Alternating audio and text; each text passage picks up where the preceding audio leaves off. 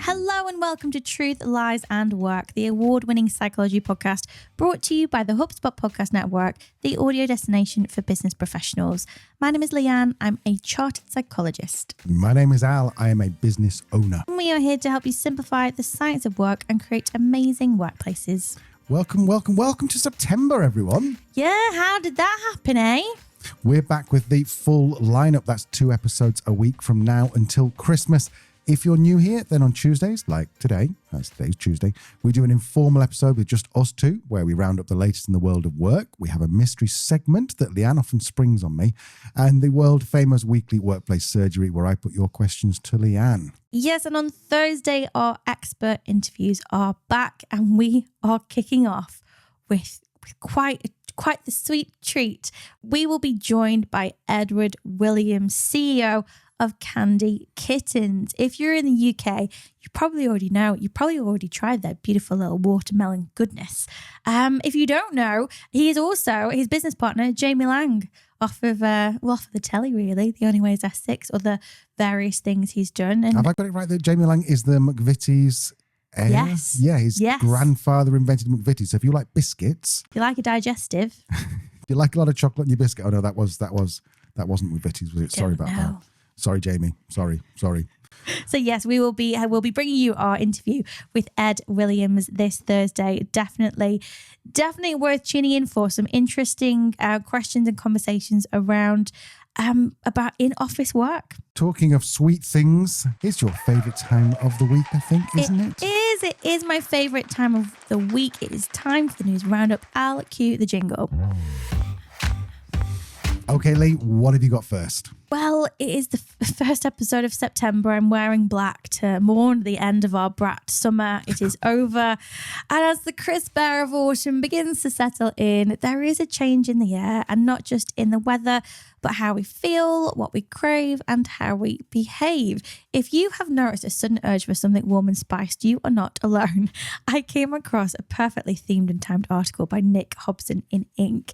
that sheds light on the psychology behind one of the most popular autumn obsessions, the Pumpkin Spice Latte, or PSL, if you will. Al, have you ever had a PSL? I wanted to say something rude then. No, I don't think I ever have, and I don't think I ever will. I think I did once. I wasn't a big fan. I'm more of a gingerbread girl myself, but even then, only rarely. I'm a flat white. I'm a basic bitch. But Starbucks has just dropped the Pumpkin Spice Latte very early, August 22nd. I say just dropped. It's been out for about 10 days now. It is the earliest they've done it. Why? Well, did you know that Starbucks in the UK alone sells over 20 million pumpkin spice lattes every season? That's a lot of coffee. A lot of pumpkin. So yeah, it's a popular drink. It's more than popular. It's a phenomenon. But it's not just about the taste, it's about what the pumpkin spiced latte represents. As summer winds down and we move into autumn, there is a psychological shift known as the fresh start effect. This is when we feel more motivated to set new goals and embrace more challenges, whether it's heading back to school, ramping up work, or simply shifting gears as the seasons change. This article highlighted that the fresh start effect is here. So according to the fresh start effect, these temporal landmarks, like the start of autumn, provide a psychological boost that makes us feel more capable of tackling new challenges. We see it as a chance to leave behind any past failures or setbacks or too many gin and tonics and start fresh. This isn't just about a change in routine though, it's a psychological reset. So when autumn rolls around, we don't just pull out our warmer clothes, we also start thinking about new goals. And what's really interesting is this will also be happening in the southern hemisphere, but kind of a flip side of it. When you start to go into summer, you might be thinking about, I might go to the gym a bit more, get that, hot girl summer, hot guy summer, hot person summer, whatever the kids on TikTok are talking about now. Maybe it's picking up a new hobby, maybe it's making changes in our personal lives, but the fresh start effect does explain not only why you might be feeling a surge in motivation right now, but why you also might be craving that pumpkin spiced latte. And I didn't know about this, but this is basically what we've done here. We've had, as you know, most of August off, just done the pod on a Tuesday. And we've set aside the next 2 days to sit down and what we call a proper summit, which is really just Leanne and I sitting down eating crisps and drinking pop, but we're going to work out what we're going to do for the remaining quarter of 2024. So yes, this 100%, this fresh start effect, I think you get it probably January and you probably get it around about September. Yeah, I think, and as I say, it's that those temporal shifts, isn't it, or landmarks, as it says. So yeah, I think maybe the beginning of summer there might be one as well, or spring. You start to feel that shift in energy, don't you, from kind of the dark nights when the clocks go forward. Do we not all have more energy? Is everyone on an evening walk on the 1st of April? Because you can. It's light. It's true. So yeah, it'd be interesting to know what you have planned, listener, for your little autumn sprint, or indeed, if you don't have anything at all, let us know. So I will leave a link to the original article in the show notes. Al, what have you got? Google is in the news yet again, and it's their ex-CEO who's been a bit outspoken. You might remember his name, Eric Schmidt. I'd like to call him the boomer's boomer. He left Google in 2020, but a recent Stanford lecture where he was a guest, he couldn't help but have a go at the work from home culture at Google. Now, this professor, I'm going to have a go at this, Eric, Professor Eric Brynjolfsson. Have I got that right, Eric? Look forward to your letters. He asked Schmidt why he thought Google had lost the lead in AI, artificial intelligence, to startups like OpenAI and Anthropic. And Eric gave this answer. Google decided that work-life balance and going home early and working from home was more important than winning. And the reason startups work is because people work like hell. I'm sorry to be so blunt, but the fact of the matter is, if you all leave the university and go found a company, you're not going to let people work from home and only come in 1 day a week if you want to compete against the other startups. I imagine that my co-host and wife is going to have something to say about that in a second. Eric Schmidt led the company for 10 years, but that was back from 2001 to 2011. So bearing in mind, that was a long time ago, before the pandemic, and also when Google was growing like excrementally. Exponentially. That's the word. Exponentially year on year. So back in 2011, he handed over the reins to co-founder Larry Page. Since then, Google has worked hard to improve their workplace culture. And following the pandemic, work from home became relatively normal.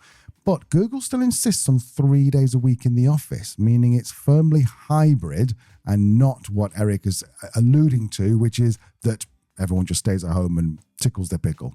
Since Schmidt's comments went a tiny bit viral, he's backtracked a bit, but you get the feeling that he's kind of covering his backside rather than actually clarifying where he stands. Eric still have shares in Google by any chance? I reckon he probably does, and he may have shorted them. Imagine Larry going, Eric, dude, no. Sorry, Larry. Sorry. Now, this is on the back of a recent KPMG study which found that only a tiny minority of CEOs think like Schmidt, and they believe that a 5-day on-site work week is a thing of the past. But like your granddad and his casual racism, I sense this won't be the last we hear from Schmidt around these kind of old-fashioned thoughts. Talking of thoughts, Lee? I'm sure maybe it's part of some kind of media training that maybe we need, Al. But it's like finding that meme moment, isn't that clickbait moment, that sound bite that's going to get you in the news and get you going viral. Because I don't think he's talking about the work from home thing here. It's like that's the latest scapegoat for any organization that isn't performing as well as they used to. A startup world is a very different thing to Google.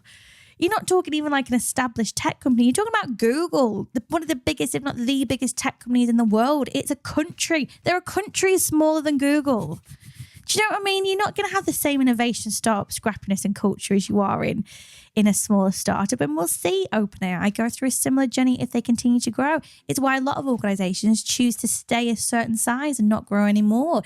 It's why we see a lot of founders start a business, grow it, sell it, leave, do it again, because that's a bit that they love. So I don't think you can blame working from home for Google not being as innovative as a private equity backed incubated tech startup, because there's also going to be 20 times more that have failed and Google has won out over them. So I don't think that's even the issue. I mean, it comes to the research, doesn't it? And there's conflicting research because we're still exploring what hybrid work means. And it's only by doing longitudinal studies over a period of time we're actually going to see what science comes through.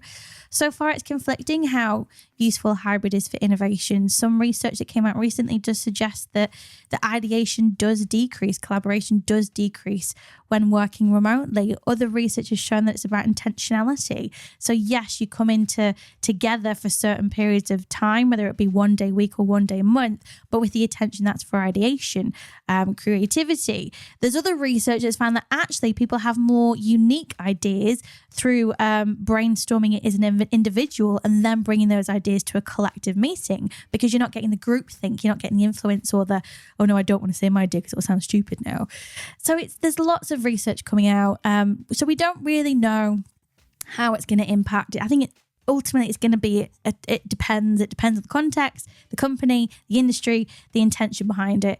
But I don't think remote work is responsible for Google not being ahead in the innovation stakes against scrappy tech startups. I'm not sure it's that simple. So we look forward to what you're going to say next, Eric.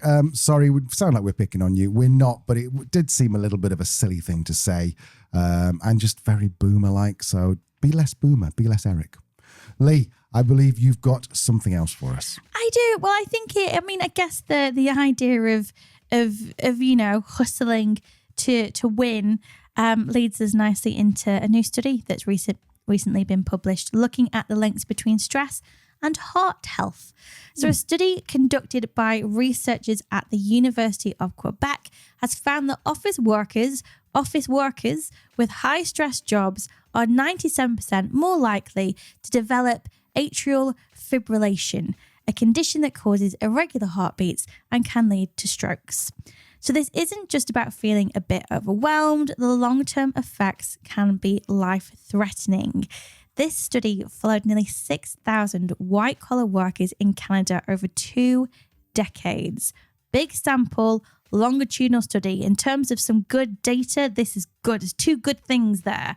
So these workers regularly filled out questionnaires that measured their job strain, things like heavy workloads, tight deadlines, and whether they felt adequately paid or praised for their efforts. And the results were very clear. Those with high job strain who also felt undervalued were nearly twice as likely to develop atrial fibrillation compared to those in less stressful jobs. What's even more surprising is that a high salary didn't offer much protection. So workers with high stress jobs who were also paid well were still 83% more likely to develop this condition. So it's not just about the money. Feeling pressured and underappreciated at work has serious consequences for your health. So the study's lead author, Dr. Xavier Trudel, highlighted the importance of flexible working and relaxed deadlines. He emphasized that these measures aren't just nice to haves, they're crucial for preventing serious health conditions. So Trudel's research suggests that employees need to take psychosocial stresses at work seriously and make organizational changes to foster healthier environments. Fun fact, actually, in the UK, if you employ anyone, you have a legal obligation under the Health and Safety Executive to assess the psychosocial risk factors in your organisation every 12 months. Big fancy word. Basically, the environment, the psychological relationship factors that can impact our stress levels. And also, if you have 5 or more employees, you have a legal obligation to make that data available to your employees. So if you're an employee listening and you work in an organisation with 5 or more people, you should have been given access to the data around the current stress levels within your organisation if you're in the UK. If you're also listening as a leader and going, I'm not doing this, what? Don't panic. It's a really, really easy problem to solve. Just go to the HSE website, explains it all there. Drop me an email. I'll leave links. We'll figure it out. So yeah, I thought it was really interesting research. It said longitudinal, big old sample. Physical data is always a bit more compelling than psychological data, believe it or not. I think it's an interesting thing, and I think it's why people are quite rightly pushing back against hustle culture, because you might work hard and hustle, Eric, and win, but you'll be dead by the time you're 55. How old is Eric? I think he's in his 70s. All right, old exception. This all makes perfect sense, and it's anecdotally, we've seen it because we've seen the anti-hustle culture now. We went through a period of maybe 20 years ago, the whole Gary Vee thing, and saying, right, you need to crush it. You need to be working 29 hours a day, working from your car and all that kind of thing. And now not many people are really bullish on that idea, very much so that we've kind of gone round the other way. And I think it's a good thing. And I think this study, it's people like you, Lee, it's great because you can bring this study to people like me who would never sit through and trawl through we don't even know what longitudinal study means. We'd never trawl through the research, whereas you've done it for us and you've summarized it perfectly. So yeah, all really good. Let's be honest, it's not groundbreaking research. It's not the first research that has linked stress to negative health consequences, to do with the heart, to do with the mind, to do with cancer even has been shown. There's so much, but it is the latest in a continually growing body of research. So yeah, if your employees are focused on stress, quite right, their physical health quite literally depends on it. And you have a legal obligation in the UK to do something about it. So yeah, there we go. As Leanne said, if you are terrified, if you hear about that legal obligation, you're terrified, don't worry, even I could set it up. So just get in touch with Leanne or check the show notes. There'll be some links in there to help you out. Lee, I believe we've got a new segment for September. Yes, I have a new segment for you for September. We'll be doing this all through September. So every week, every Tuesday now in September, I'll go as a secret segment. I don't know what it is. He does, because our segment for September is called Fresh Voices, where we will be showcasing emerging thought leaders, researchers, speakers, maybe even more established people, but anyone with a fresh idea that is challenging ways of working and inspiring new ways of thinking. So to start us off, we have someone who has been on the show before, a name you might recognize, Rob Kalvarovsky. Rob recently delivered an incredible TEDx talk titled How to Handle a Bad Boss, and it is packed with so many incredible insights, incredible personal stories and experiences, and practical advice that we can all relate to. Before we dive into our thoughts on it, let's listen to a small clip and a very powerful moment from Rob's talk where he shares his struggle with a passive-aggressive boss and the toll it took on him. Trigger warning here, this clip does include references to mental health challenges and suicide. When I started working, I thought I had it all. Played on a junior national team, went to MIT, got a mechanical engineering degree. My first job in mining, I saved my company millions. I thought I was on the fast track to success, to happiness. But then it all came crashing down. My boss was passive aggressive, constantly flipping from, you can figure it out, to we've always done it this way. Unclear, uncertain, nothing I did was ever good enough. Some people might walk away from this. I turned in on myself. I didn't know it, but I'd spent my life craving recognition and validation from teachers, coaches, to my parents. It was my survival strategy, the mask I wore for the outside world. Reliable Rob.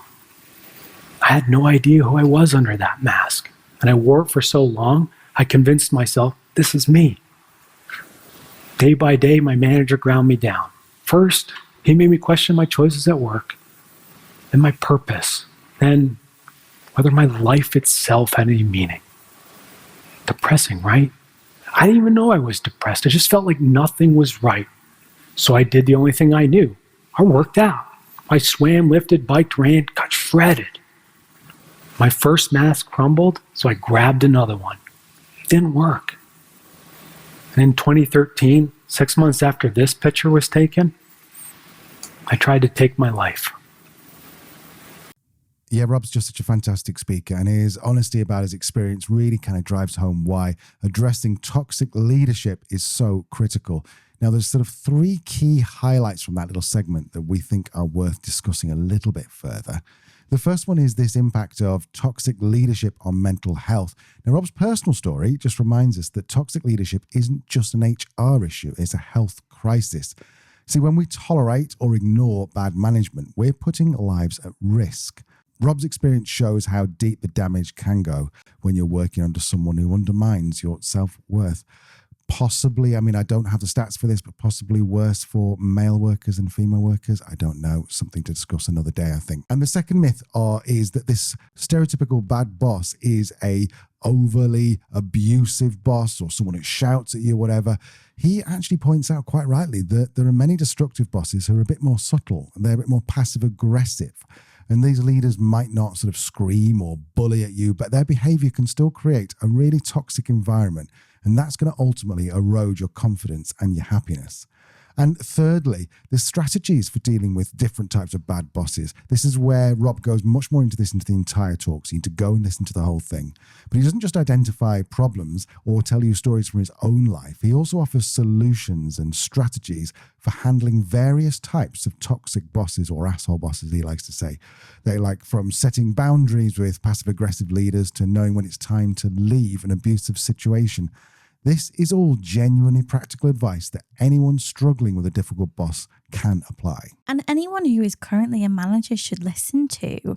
I think that's a really powerful thing from Rob's talk. As you said there at the beginning, Alex, not those very overt, what we'd probably call more bullying type behaviors. Mm-hmm. That it's not they're the only ones that are toxic. It is the more subtle and passive aggressive and consistent microaggressions, we'd call them in literature, that can be equally as damaging over time.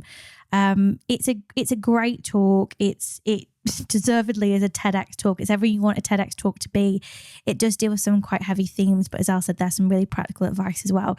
So if you are currently working for a crappy manager, if you are a manager and want to kind of sense check your own behavior and be better, then Rob's TEDx talk is a great place to start. Rob is also a phenomenal coach and also has a phenomenal podcast. So I will leave the link to all of those things in the show notes. Fabulous. So after this very short break, we have got the world famous weekly workplace surgery where I put your questions to Leanne. Do not go anywhere or I'll come and find you. Welcome back to the world famous weekly workplace surgery where I put your questions to Leanne. Leanne is a chartered occupational psychologist. She knows what she's talking about. So she's definitely the right person to be asking. Sometimes I let the side down. Isn't that right, Steve? If you don't know what Leanne's talking about, flip back to last Tuesday's episode where we got a little bit of trolling on YouTube where someone suggested that Leanne let the side down. I felt quite good about that because he didn't say I'll let the side down. It just felt like I was steaming ahead, doing a great job. Yeah. And then Leanne ruined it all for me. Yeah. Are you ready for your first? I'll try not to ruin this for you too. Well, you just interrupted me, so you have. Okay, so this person writes, I'm in a bit of a bind here. I'm a business owner and I've noticed that my team keeps coming to me with every little issue instead of trying to solve problems on their own. It's not that I don't want to help, but it's getting to the point where I'm being pulled in 100 directions every single day. How can I get them to start taking more initiative and stop relying on me for every decision? Should I be offering training or maybe set up guidelines for when they should come to me versus when they should handle things on their own? I want to make sure they feel supported and of course avoid expensive mistakes, but feel capable of handling more on their own. This is a tricky one without knowing a lot more about you, the company, the team, how big it is, what industry you work in, what is the risk factor associated with the wrong decision from the team being made. So I'm going to have to speak quite generally about things without knowing the specifics. I think there's usually, in terms of talking practical things you can do, there's a few things you can do to kind of start to ease how much people are coming to you. First is how you handle when somebody messes up and how you respond to that and the severity of that. It might be that they're bringing everything to you because you've reacted fairly negatively in the past and they're afraid of the same thing happening again. So there might be something here in terms of how you handle when things go wrong. I mean, the other thing to think about is, again, keeping it on you for a second, is some kind of coach manager training for you. It sounds like you want to enable people. It sounds like you're not entirely sure how. This might be a complete assumption, might be completely wrong. My sense is that you are a founder, business owner, who doesn't necessarily have a background in people and culture or even management necessarily, but has found themselves as an accidental MD with a team that they now need to empower rather than necessarily supervise. So with that, it's developing your skills to do that. I mean, it's a really simple thing, isn't it? And I think Al, you quoted this reference before as well, but it's saying it rather, if people come to you with a problem, you're not allowed to come with me just with a problem. You also have to come with 2 or 3 solutions. And that is actually, again, you want to manage that very carefully because you don't want them to feel that they can't come to you if they don't have a solution. So then they just don't say anything.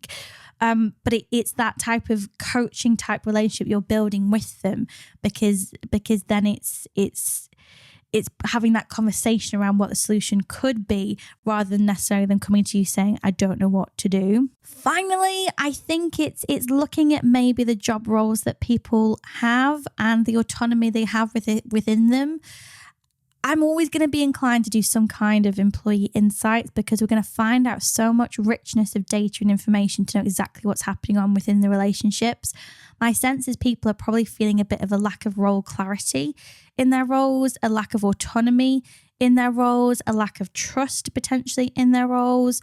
Exactly where and why is going to require some investigation, some discovery, some unpicking, and employee insights, such as the RX7 that we offer, is a really good way to do that. Similarly, is there a manager between you and the person in the team? Is it time to have a manager between you and that person in the team? Again, that's going to require some really deep discovery work into the roles you already have within your business, where you want to put that new resource in, what it's going to do, what it's going to look like. That's what we call job analysis, which is, I know can sound over formal, but equally, it's having this clarity through a job analysis process that's going to remove the ambiguity that means people are coming to you all the time with questions. So I think if you want to fix it overnight, that's going to be really hard. This is much of an operational as it is a cultural problem, and this is going to need some time and assessment. And by time and assessment, I probably mean like somewhere between 4 to 12 weeks to kind of investigate and have a solution in place. So I would say think about investing in yourself, your own development, how you respond when things go wrong, and how you coach your team to solutions. Second, I would look at running some kind of employee insights to figure out what relationships are breaking down.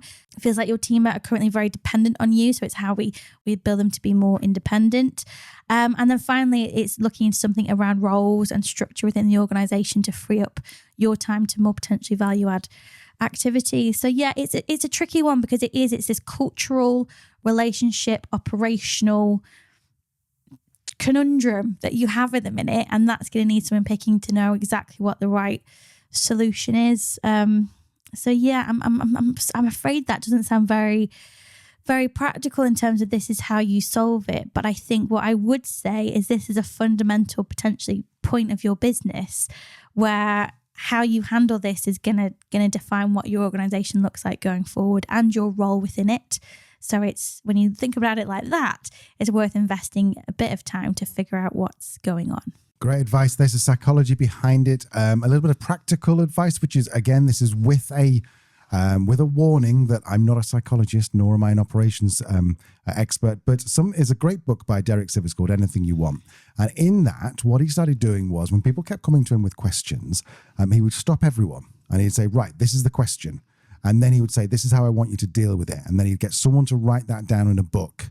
And then everyone carried on with their work. And he said, because you felt like you were dealing with the questions as they came up, that helped. Now, I don't know necessarily that's going to be the greatest solution, because as Leanne's pointed out, if you make someone who maybe doesn't want to stand up in front of everyone and ask a question, you make them stand up, they're not going to do it.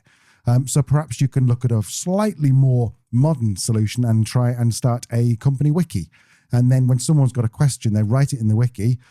Wiki's basically just a big notepad, which you can search. Like Wikipedia is a wiki. And you can potentially write down the problem, and then either that afternoon you can record an answer to it, maybe to the video, or you can use something like Loom, which is a great thing to record your screen. Or you could just say, right, okay, write down your questions, and at the end of the day, we'll have the last half an hour. I'll read through the questions and how I would deal with them. I think there's lots and lots of ways you can practically fix this, but don't do any of that until you've done what Leanne says, because it sounds to me like Leanne says, it's much more of an endemic psychological issue in the actual teams than it is just how do I stop them from coming to you.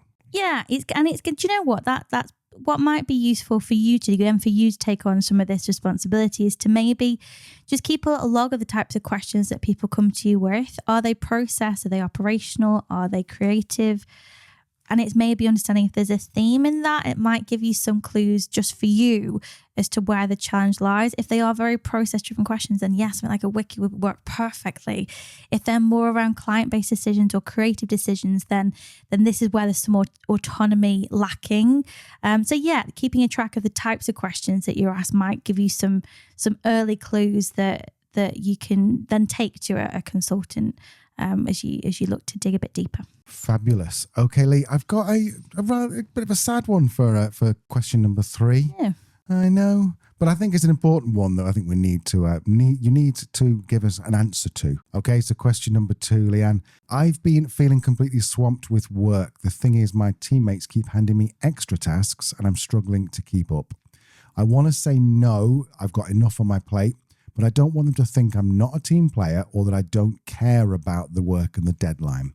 Is there a way to very politely and respectfully decline taking on these extra tasks without coming across as unhelpful or aloof? Bit of extra information. Apparently there is a performance review coming up with the manager, and this person is a little bit concerned that if it goes to the manager's going to think they can't do the job and they will just get rid of them. It's really hard to say no, and particularly, we do have this tricky thing with being people pleasers. Most of us want to say yes to people and not say no. Saying no is hard.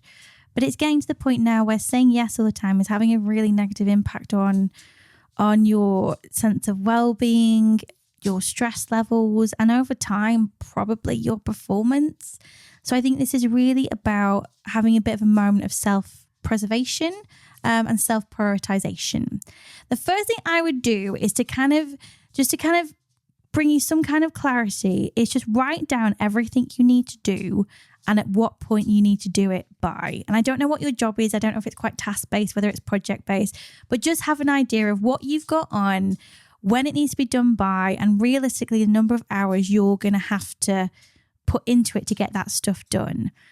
My feeling is that once you've done that, you're going to realize how overstretched you are and actually how you might already struggle to do the work that you've got in.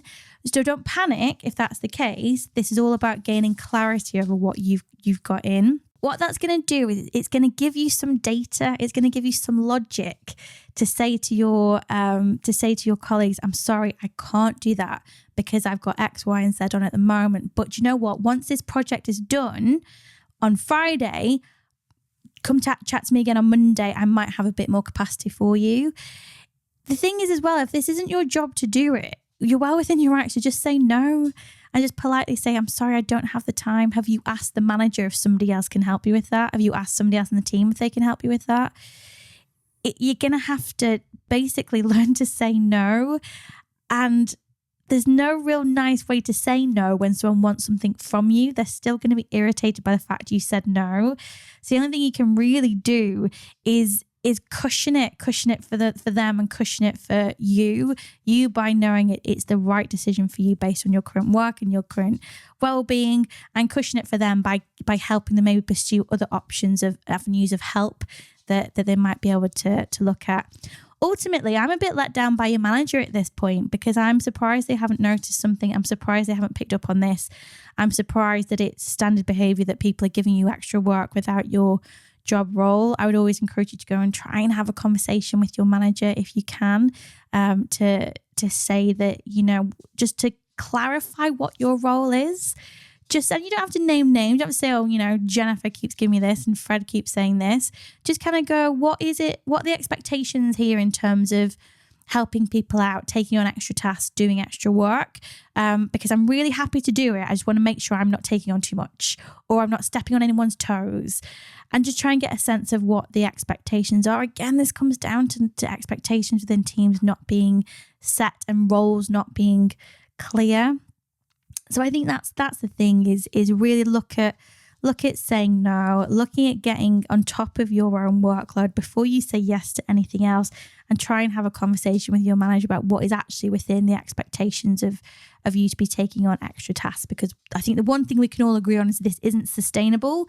It's just figuring out the best way to move forward. And I think as well, we're also making an assumption collectively again that your colleagues are going to have a negative reaction to you saying no. It might be that if you explain, look, I can't, I've got this to do by this day. I'm already, being honest, feeling a bit of overwhelmed. I could probably do with some help myself. You might find that they'll go, oh, I didn't realize. I'll speak to Jeffrey. He'll be able to take something on. Or it sounds like you're holding a lot in, and there needs to be some more transparency and communication. And of course, that puts you in a vulnerable position because you've not kind of explained much about the dynamics of your team. And we don't know, as Al mentioned before, psychological safety. We don't know how much psychological safety is there. But ultimately, it's going to take a little testing of the waters to see what initial reaction you get. If you get a very negative reaction, that's a different problem entirely, and one that is a bit more difficult to solve. So if you do that and that happens, right, and again, and we'll chat about that. But I think at this point, you're going to have to just take some trust and faith in your colleagues. Actually, they're not bad people. They might just wrongly assume you have the capacity, and this just needs a little bit of sorting out. Some of the language you're using in here, again, suggests to me that you don't like saying no, that you've maybe not said no in the past, which is why you're in this pickle right now. So like Leanne said, think about all those things, but just find someone on your team who you think they'd be the most amenable to you saying no to something, and try it out with them and just go, look, I'm really sorry. I can't take on what you want me to take on because, and this is the most important thing, this is a marketing and psychological Robert Cialdini influence, because, and give them a reason why you can't take it on rather than just, I can't do it. There's a whole spectrum of responses, but it sounds like if you're going to push back and you haven't pushed back before, you're probably going to get some surprised people. You might even get some angry people, but over time, learning how to say no is far more important than learning how to say yes. Because you're just going to burn out, and that's what's going to happen. And then you won't be doing any of this because you'll be off sick. Yeah, absolutely. Like we said, it's self-preservation, self-prioritization. Test those waters. Pick the colleague you think will respond the most positively. And if you can, have this conversation with your manager when it rolls around to performance review or even before then. And I would come at it from a very practical view, a view of role clarity. Can I just get an understanding of what is expected within my role, what's expected in terms of supporting the rest of the team, because I don't want to step on any toes. I don't want to do anything I'm not meant to be doing. I want to make sure I'm helping in all the right places. Positive spin. But ultimately, I think it's on your manager to be aware of this. And if you have been kind of shielding it from them, then bringing them into that loop will ultimately be a good thing. Okay, so this third question, Leanne, I'm chuckling because it could be a bit juicy, could be a bit gossipy, but this is anonymous, so I will not be identifying anyone here for obvious reasons. I've got a bit of a tricky situation here. Now, what you'll find out why I'm saying this in a minute. It doesn't say gender or anything like this, so we're just going to take it on face value. My boss recently invited me to hang out outside of work. Nothing major, just grabbing a drink after hours. On one hand, I feel like it could be a great way to build rapport, but on the other hand, I'm worried it might blur the lines too much. Is it okay to socialize with your boss outside of work? Should I set some boundaries beforehand? Or should I just say no, but potentially risk my reputation or even my progression? Lee, what do you think? Oh, again, I think it's a manager here that's made a bit of an error in judgment there. And that's not to say there's anything sordid around going for a drink with your member of staff, of course not.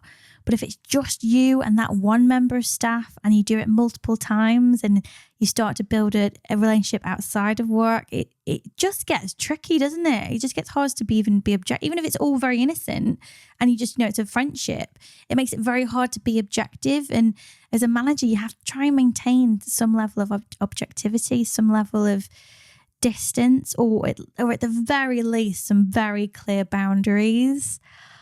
I mean, it's really hard without knowing more information, isn't it? But I think probably the easiest way to transition out of this situation you've accidentally found yourself in, because I guess that's the first thing to say. I do not think you want to invest time and energy in this relationship, even if you think it's going to do you good in your career. I think when you actually say that out loud and read it back again, you'll realize that's a bit icky. And also you really hope your manager isn't that person, because if they are, then you're opening up a world that could be terrifying, actually. So we've got to hope that your manager isn't like that, and that isn't your intention to kind of leverage this personal relationship to get ahead and work. So one, we need to figure out a way to end this accidental informal relationship. Two, I would say, next time they ask you to go for a drink or do something at work, oh yeah, great. Should we invite X, Y, and Z as well? They'll probably want to come from the team. We can make like a team night. That'll be really nice. See how that response goes. If they're then like, oh yeah, cool, that sounds great. Phew, excellent. We've expanded the circle. Next time they ask, oh, I'm really sorry, I can't tonight. Maybe, make it a team thing. Or maybe we should put in a social calendar where we all go out as a team every couple of weeks or something. There's ways to kind of step back and unpick it. If they react like quite negatively to that and say, no, I only want to go out with you, then I think that's when you kind of need to set a hard boundary of it's really tricky, but it is going to be that hard boundary of, I'd rather, not, I don't know, it's really hard. I think, here's a question for you, Lee. My temptation 20 years ago would be if I was, and if there was someone who worked for me who was doing a particularly good job and I thought they could do something cool, then my temptation would be like, oh, should we go for a bit of lunch? Should we go for a drink after work and we'll talk about your future? What you're saying there is that as a business owner and their manager, that's not cool. No. See, this is interesting because I would have said, even, well, not now, but, even like maybe 5 years ago, I would have thought that's completely innocuous as long as you make it a public place and don't do anything weird. But you're saying that's not a great strategy as a manager. It's just, it's taking the power dynamic out of the workplace, isn't it? It's the same power dynamic. I am above you in terms of decision-making capability or influence over your career and your future and position in this company. And I'm taking that power dynamic, that uneven power dynamic from a work scenario to a non-work scenario. And it's that non-work scenario that, well, how does that power dynamic work there? If you lean over and touch my hand, is that acceptable, or am I allowed to push back? Or is that then am I then disrespecting you or disobeying you in that? It just makes it all messy, which is why you just don't want to put yourself in that situation in the first place, either as an employer, certainly not as an employer, but as an employee. It's not great. So I think unpick this quickly. If they ask you again, see, broaden it out to a team thing, say no. Ultimately, the reaction you're going to get from deciding that you want to politely decline from this personal invite to spend time together, if that reaction is bad, it's going to tell you everything you need to know, really. If the person's like, oh, okay, yeah, no worries, fine, then cool. We've seen a situation that we've turned into something that could be more complex and more sordid, but equally not a great thing to engage in on a one-to-one outside of work. But yeah, it's a different thing. So unpick it, I think. Boundaries, say no, invite other people, ultimately transition out of this personal relationship as quickly as possible. I thought that was a really smart thing you're saying there, inviting other people and see what the reaction is, because even if you don't end up going, it will be very telling to find out what you said when they said no, it'll be other people.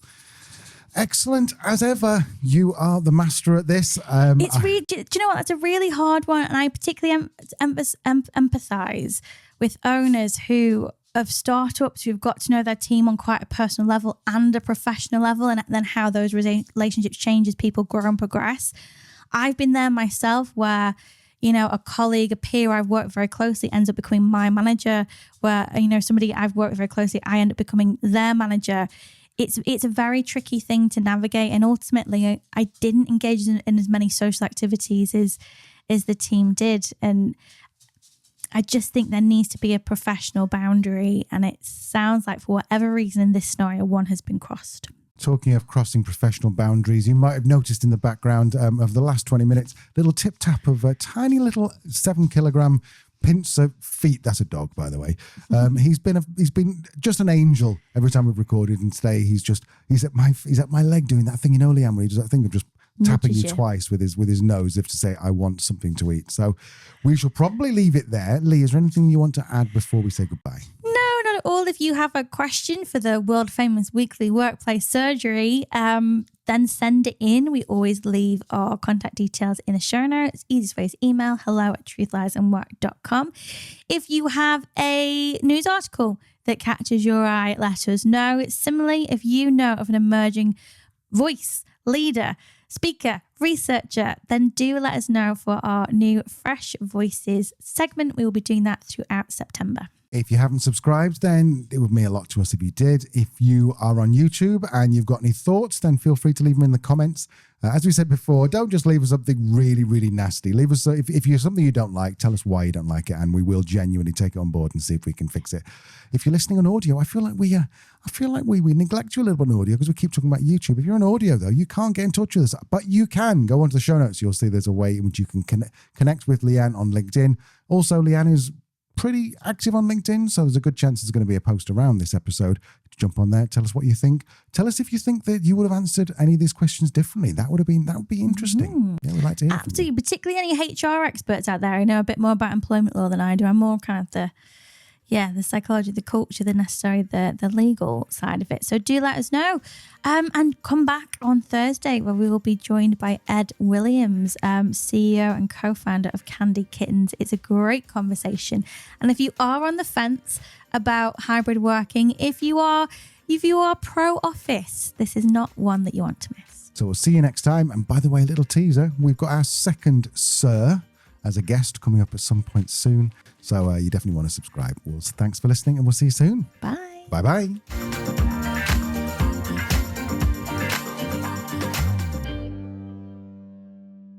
We will be joined by Edward Williams. I can't remember his name. Such a simple name. Dude, Bobby, shut up, man. It's okay. I know, but it picks up everything, doesn't it? It does, but it's okay. So this Professor Eric, now I have to just... Eric, I'm so sorry. Recognize them. Rod Kalvarovsky. Sorry, Rob. We should have practiced this. How do you say it? Kalvarovsky. How do you say it? Kalvarovsky. Rob. You said Rod. Rob Kalvarovsky. Okay. Fabulous. Are you ready for the third and final question? I thought that was the third question. We've got another one. Welcome back to the world famous work...